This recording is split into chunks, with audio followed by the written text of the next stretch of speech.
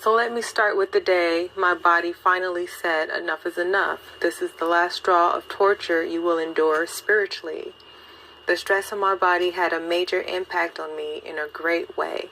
My body started to filter out all the negative energy that was stuck inside me, past traumas, which eventually all completely vanished. This process, as I believed it to be, was a spiritual awakening. During this cleansing of energy, I suffered from anxiety, sleepless nights, and agoraphobia. Now, if any of these stressors on the body are occurring in your life, I recommend that you change your eating habits, try to eat very clean, exercise, and eliminate anything and or anyone out your life that brings you discomfort. And don't forget to enjoy everything you like to do on a regular basis. The goal is to replenish your nervous system, which all these things helped me out tremendously. The change began in 2018. I was antagonized, tortured, and harassed by a group of people associated with the Department of Homeland Security program, DHS, which they decided to use me as their target until my body couldn't take it anymore. This harassment started at my job. Perhaps I just woke up to what's really been going on in my life. And as I would work, I noticed a male culprit who was very socially awkward, always watching me until one day he decided to ask me for my number. That day, no doubt in my mind, I was desperate and wanted to get over a prior person that screwed me over. So I gave him a chance and decided to give him my number. Major mistake. Always listen to your gut instincts and never disregard your intuition. Higher power is telling you something, so please listen to yourself. He called me instantly, but seemed very anxious the whole time we were on the phone. I was a bit wary to meet up with him, but did it anyway. He treated me to dinner, and that was the normality of our situation. He treated me to dinner dates, walks on the park, washed my car by hand, and opened doors for me, which were all great gestures to persuade me to think he was a loving, caring guy. Come to find out, he was just a pawn used to try to humiliate and manipulate me. After he realized I was starting to catch feelings for him, things changed drastically. Our typical dates were no longer pleasant. He started to check out other women in front of me, secretly grope other women to then flirt with women at our job. Tactic number 1. As the days carried on, I felt totally disrespected and wanted an explanation on why he was being such a pervert. But he kept playing oblivious as to what I was talking about, calling me delusional, gaslighting. At that point, I started to realize that this guy isn't who he portrayed himself to be, and was an undercover manipulator, a narcissist. As I kept speaking out about his behavior, things kept getting worse for me at work and outside of work as well. This guy accumulated a bunch of people to harass, stalk, and torment me all throughout work, breaking in my personal things, having a coworker recite things back to me from receipts they have found in my purse, just to try to confuse me. Tactic number 2. To spraying chemicals on me and my clothing, trying to get me sick, stalking me outside of work, trying to run me off freeways, breaking in my car, leaving one window broken, and not long after that, the culprit asked me about the broken window, which I had never told him about, verifying he had something to do with the break-in. All in all, the year is now 2023, and the gang stalking has not stopped. Hopefully justice prevails now 2023 and the gang stalking has not stopped. No, the year is now 2023 and the gang stalking has not stopped. Hopefully justice prevails itself for me very soon. These members from the Department of Homeland Security program, DHS, are completely abusing their resources to harass me, but at the same time, my gifts have sharpened and the spirit has risen, as I am no longer who I used to be, now embracing who I always knew myself to be. Thank you for listening. Please like, subscribe, and share. In society why is it highlighted in society that being submissive is a good thing? I pretty much get the feeling a narcissist came up with that agenda to control a person like a muzzle on a little puppy, when in fact, the spirit could be an uncontrollable giant for a reason. I've never felt comfortable conforming to anyone and or anything that constricts me from being who I truly am, divinity, but did so just to avoid conflict, and I've learned my lesson big time from that with so much gratitude. Never do anything that you don't want to do, and that took me a while to come to that conclusion. I was used and abused not following myself. I dealt with a man that smelled like rotten pig's feet for years because I wanted to help him change his life for the better. But instead, I got sucked into a life that destroyed me for a long time. The day I said not anymore was the happiest day of my life. I am truly grateful. People pleasing put me in the hands of toxic individuals because I am an empathic person, and hated the way I felt saying no to someone, especially when they had anger issues. Jeopardizing myself for someone else's happiness and greed was unacceptable, and no one should ever have to suffer through that. Self-love should be cherished and celebrated as a child, but in my circumstances, I embraced it later on in life. The day I put myself first, things started to shift and realign for me in ways that I could not have imagined. All the negative energy in my body gradually disappeared to the point I now feel like a brand new person, pure, like the birth of a brand new baby, reborn. If you're in a situation with any form of abuse, please leave immediately and don't look back. Your courage is their demise. And that's a line from one of my all-time favorite rock bands, Alter Bridge. Thank you for listening. Please like, subscribe, and share.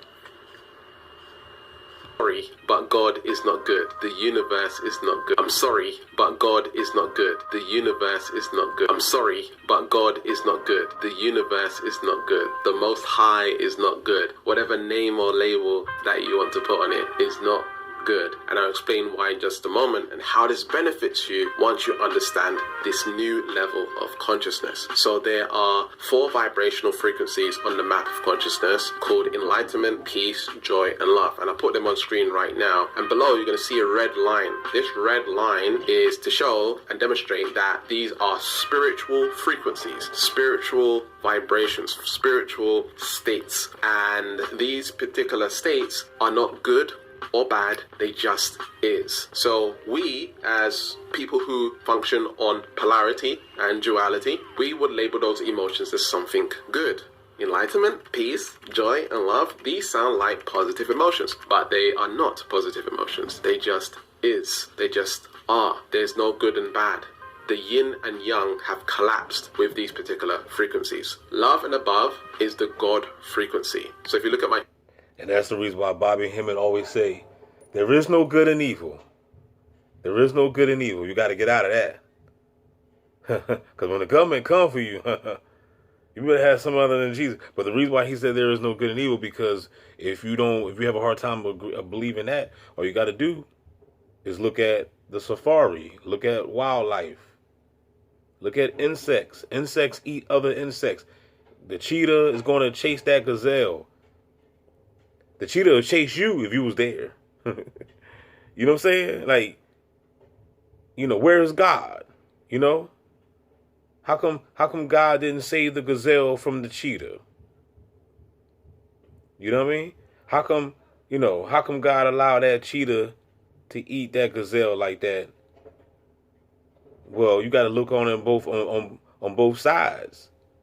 Yeah, it's sad for the death of the gazelle, and the family and everybody gonna mourn for the gazelle, but at the same time, you just saved a cheetah life. And not just the cheetah's life, but the cheetah's babies, the cubs. So that's one thing about, life down here. There is no good or evil. And then people always be saying, man, why the government targeting us? We're good people, man.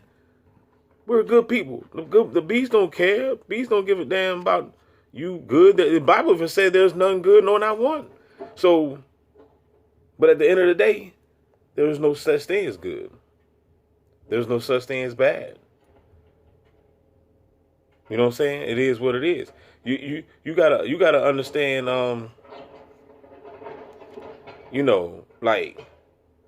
Like, bad things happen to good people all the time, yo.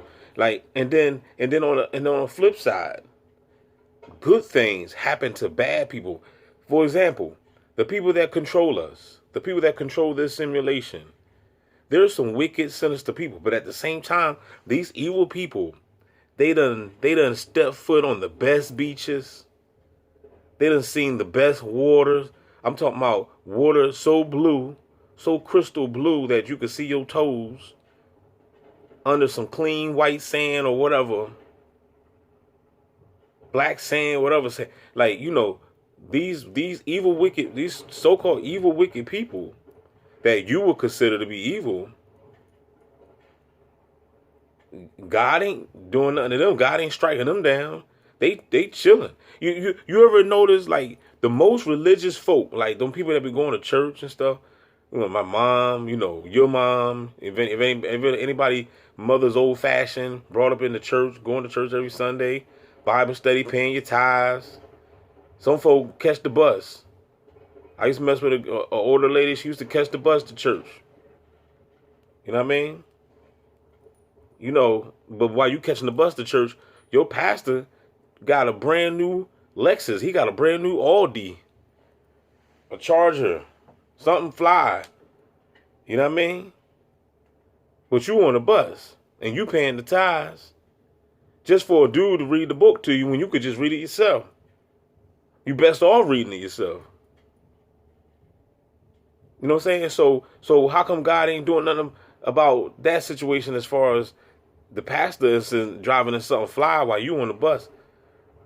Like, that's not fair. You consider that to be fair? You know what I mean? Life ain't fair at all when you look at life. The most evil, wickedest people got the best houses. The best houses, the best cars. They're living the best life. The most wickedest, evil people that's down with human trafficking, you know, gang stalking, you know, genocide, you name it. The ones that build all these penitentiaries to lock up the world. There's a lot of sinister people that's going on, you know. The ones that control Monsanto, that's giving you all this GMO fake foods. You know what I mean? Like that's what I would consider to be evil. I would consider those things evil. But according to, you know, when you study, they tell you that there's really no such thing as evil and there's no such thing as really good. It is what it is. It just is what it is. It's just nature. It's polarities. You know what I mean? And this is how I find it funny when people be afraid, right? They be afraid to say things because they be thinking that if I say this, God might strike me down. But I mean, that's how they got you duped. They got you programmed when you think like that. You already programmed if you got that much fear in your heart. Because if God was going to strike somebody down, it should have been this wicked behind government, this system. This system should have got striking down. All the sinister stuff that they doing. There's people starving all over the world that shouldn't be. We got plenty of resources to provide shelter, food, water. You know what I mean? But we're dealing with these greedy behind entities that you and I would consider to be evil. But God don't consider these people to be evil because, you know, God allowing these people to do it. Can I get a no there? Channel, and you look at the label. So I'm going to end it right now because the video is like almost 15 minutes. Don't forget to like, share, subscribe, holla back. We out this joint. You are being watched. The government has a secret system, a machine that spies on you every hour of every day. I know because I built it. I designed the machine to detect acts of terror, but it sees everything. Violent crimes involving ordinary people, people like you. Crimes the government considered irrelevant. They wouldn't act, so I decided I would. But I needed a partner. someone with the skills to intervene. Hunted by the authorities. We work in secret. You'll never find us. But victim or perpetrator, if your number's up, we'll find you.